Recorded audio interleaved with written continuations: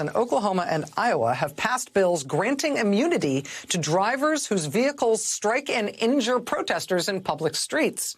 A Republican proposal in Indiana would bar anyone convicted of unlawful assembly from holding state employment, including elected office. A Minnesota bill would prohibit those convicted of unlawful protesting from receiving student loans, unemployment benefits, or housing assistance. The measures are part of a wave of new anti-protest legislation sponsored and supported by Republicans in the 11 months since Black Lives Matter protests swept the country following the death of George Floyd.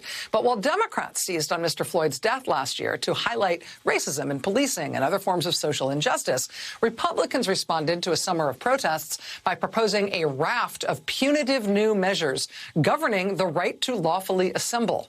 Republican lawmakers in 34 states have introduced 81 different anti-protest bills. And it is Florida, blessed Florida, that is really leading the way here.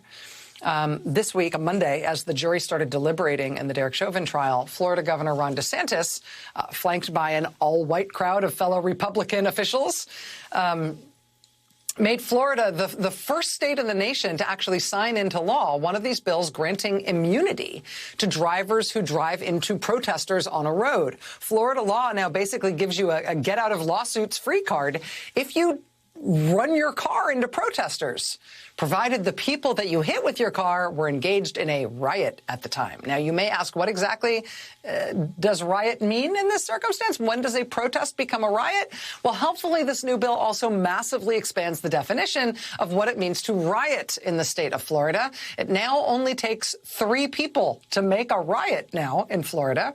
The law also creates a whole new felony category of rioting. It creates a whole new crime called mob intimidation. It makes the crime of blocking a highway a felony offense. And just for good measure, the law denies bail to arrested protesters, and it creates new protections for Confederate monuments because it wasn't on the nose enough already. Harsh new penalties for protesting, new protections for Confederate monuments. It's a felony to block a highway, and immunity for drivers who plow into protesters. Florida Democrats tried in vain to stop this bill. They pointed, among other things, to the death of Heather Heyer, who was killed while protesting against the white nationalist neo-Nazi gathering in Charlottesville, Virginia in 2017. Would the neo-Nazi guy who drove his car into the protesters there and killed Heather Heyer, would he have been protected under this new law?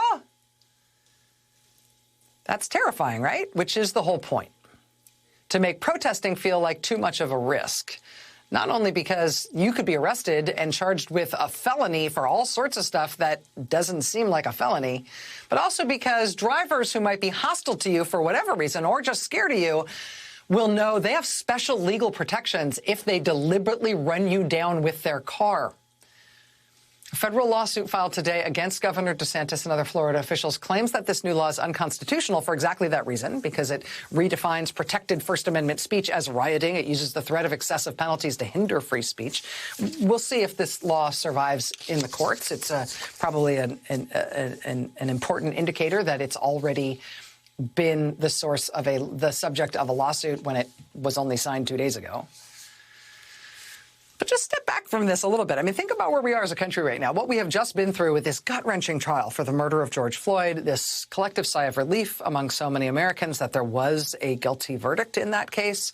Everybody from George Floyd's family to activists to faith leaders to elected officials up to and including the president talking about the need for police reform and racial justice legislation so we can stop the cycle of these things constantly happening.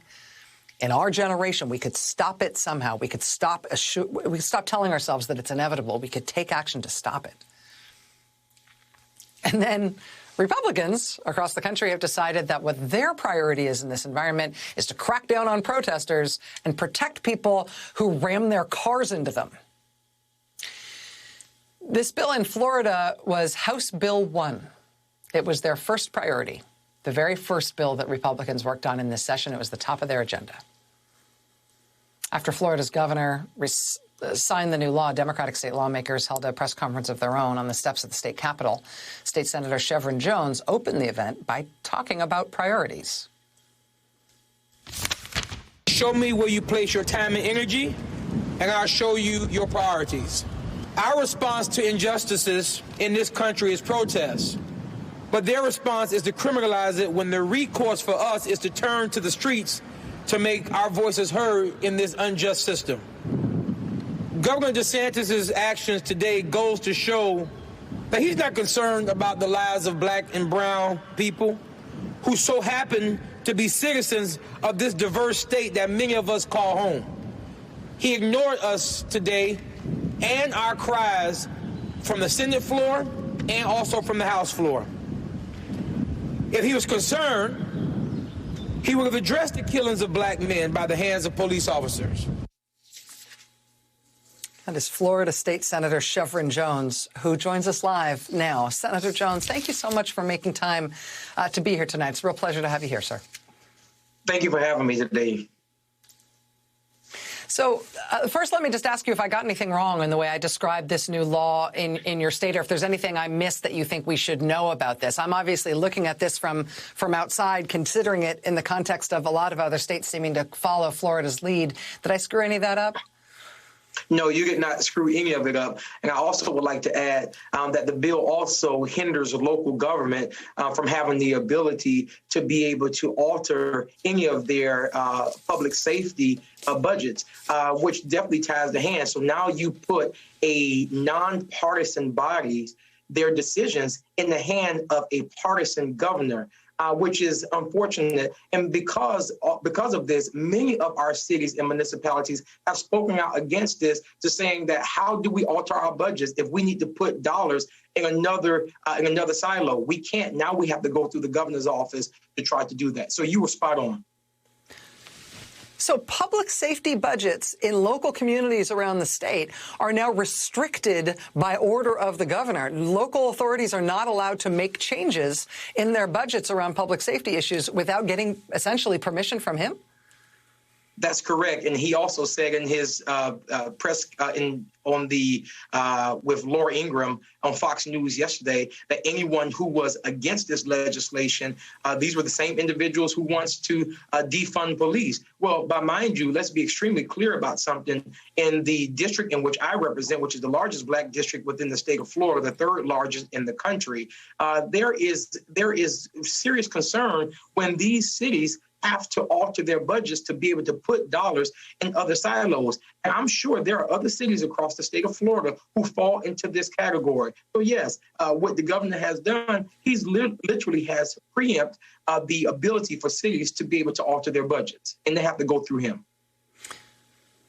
One of the things that is I think that is most shocking about this bill, and you saw that it made the headline in the New York Times today, is this idea that this Republican bill, and now state law in Florida, singles out people who use their cars to run over protesters for a specially designated form of immunity.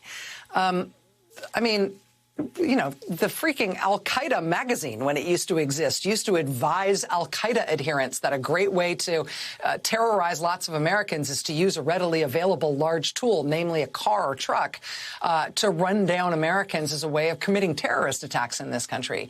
By putting such a spotlight on that and singling it out for immunity, are there concerns that this is creating a clear and present current public safety threat around that type of way of hurting people?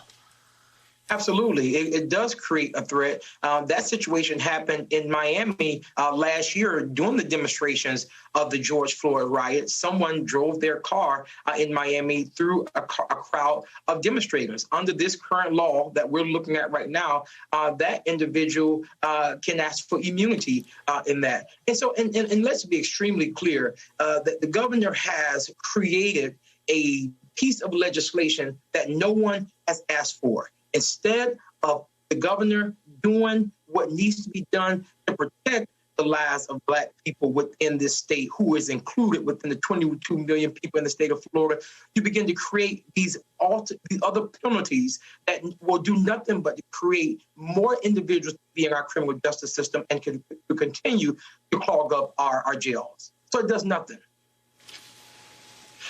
Florida State Senator Chevron Jones. Sir, thank you so much for joining us. I'm glad this is getting national attention. It'll be interesting to see how this fares in the courts with this lawsuit against it already. Sir, thanks for